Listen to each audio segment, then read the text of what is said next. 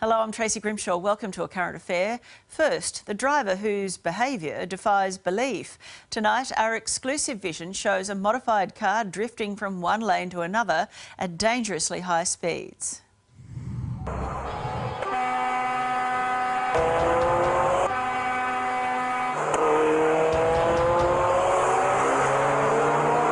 This driver appears to have a death wish, totally irresponsible driving. Stupid, idiotic, unbelievably dangerous.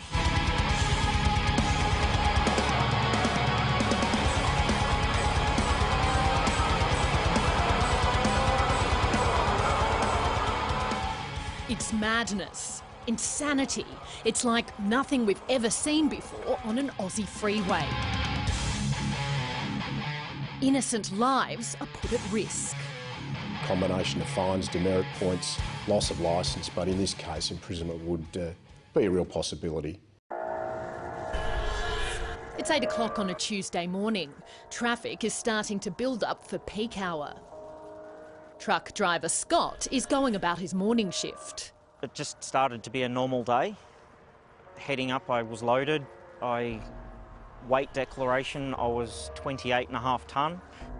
This is the view from his semi-Freightliner truck, captured on his high-definition dash cam, and it all seems very quiet. It was a normal day, a normal delivery. But roaring up from behind comes the lunatic. Just the sound of the car. It was, okay, someone's coming up pretty fast. No number plates. It's well planned. Words can't describe it. He begins in the far right-hand lane, then deliberately drifts across 4 lanes of traffic and continues back and forth across the entire length of the bridge. Trailing close behind is the red support car. You can see these hoons are filming their joyride. I did see the passenger in the red car have his hand out the window. No registration plates and the driver's faces can't be seen, but what we do know is motoring experts believe these are 2 imported Japanese cars, both rear-wheel drive and rarely seen in Australia.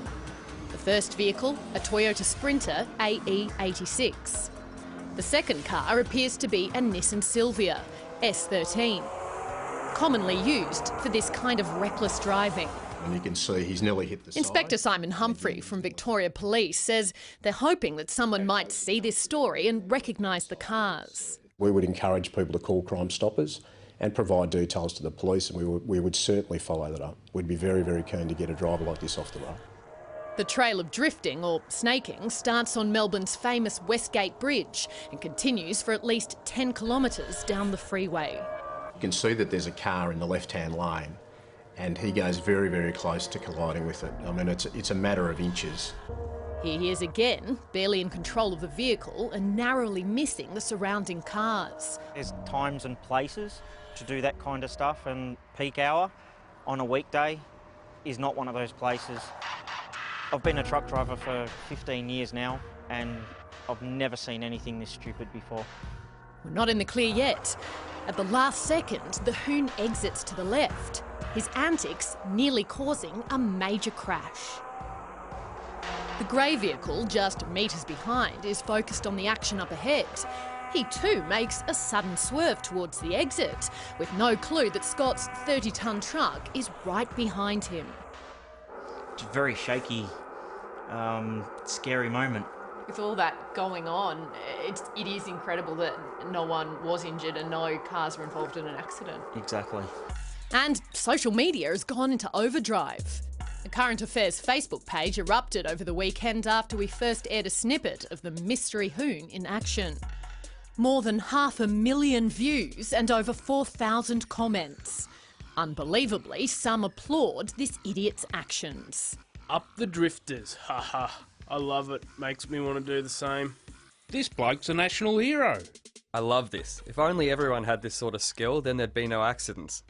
Inspector Humphrey says these are the kind of irresponsible attitudes they're constantly battling. I think if the people who are encouraging this sort of behaviour could see the sort of trauma that occurs, that police have to see every day, and other emergency services workers have to witness the devastation it causes to families and people who are impacted for life by serious injury collisions. I think they would certainly change their attitude towards this sort of behaviour.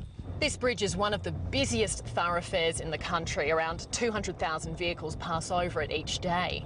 Yet, incredibly, we're told that the official overhead cameras don't actually record any footage. They're just used for live traffic monitoring. That means without the dash cam vision, there'd be no proof that this potentially lethal behaviour ever happened. If you've got a camera in your car, you capture whatever happens in front of you.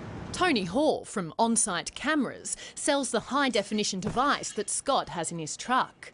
This top-quality model is around $200. Police have appreciated our videos because they've been used in court many times now for evidence. It also leads to a much greater chance of an offender like this terrorising driver being caught out. We're very confident that with the help of the public we can locate this driver, we can identify him, we can charge him with the appropriate offences and we can get him off the road.